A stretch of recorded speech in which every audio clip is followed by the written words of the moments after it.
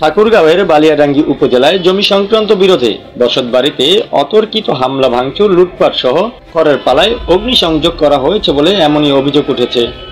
ঘটনাটি ঘটেছে বালিয়াডাঙ্গি উপজেলার ১ নং পারিয়া ইউনিয়নের বটতলী নিটালডোবা গ্রামে।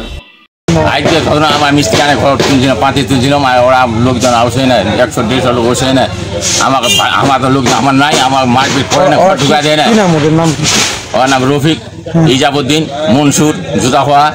তারপর কি হয়েছিল? মা বন্দিয়া খুঁজছিল, মা বন্দিয়া মানে ওই যে বিমডা খুঁজছিল, মার লোক সে ধরে ফেলে। এই ঘটনায় নিটালডোবা গ্রামের ৪ জন আহত হয়েছেন।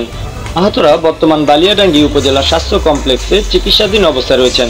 জানা গেছে, নিটালডোবা গ্রামের খায়রুল আলম ও খায়রুল আলমের ছেলে মানিক হোসেন ইলিয়াস আলীর সঙ্গে একই গ্রামের প্রতিপক্ষ হিজাব উদ্দিন ও রফিকুল ইসলাম গঙ্গের দীর্ঘদিন থেকে বিরোধ চলে আসছিল।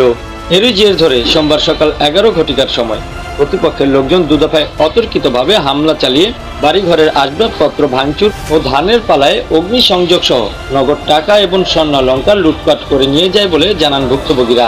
এতে তারা মারাত্মকভাবে ক্ষতিগ্রস্ত হয়েছেন বলে জানিয়েছেন। এমত অবস্থায় তারা এর সুষ্ঠু বিচারের দাবি করেন। বর্তমানে তারা জীবনের নিরাপত্তাহীনতায় ভুগছেন বলেও জানান।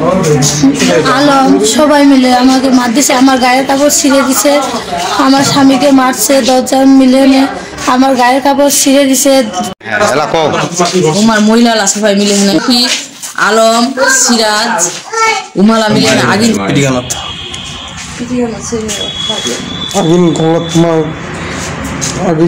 বালিয়াডাঙ্গি থানার fire service station leader Shafiullah বলেন, একটি খড়ের পালায় অগ্নিসংযোগের খবর পেয়ে তাৎক্ষণিকভাবে ঘটনাস্থলে গিয়ে আগুন নিয়ন্ত্রণ আনা হয়েছে। এই বিষয়ে বালিয়াডাঙ্গি থানার অফিসার ইনচার্জ শওকত আলী বলেন, অভিযোগ পেলে এই ঘটনার তদন্ত সাপেক্ষে প্রয়োজনীয় আইনানুগত ব্যবস্থা গ্রহণ করা হবে বলে তিনি জানান।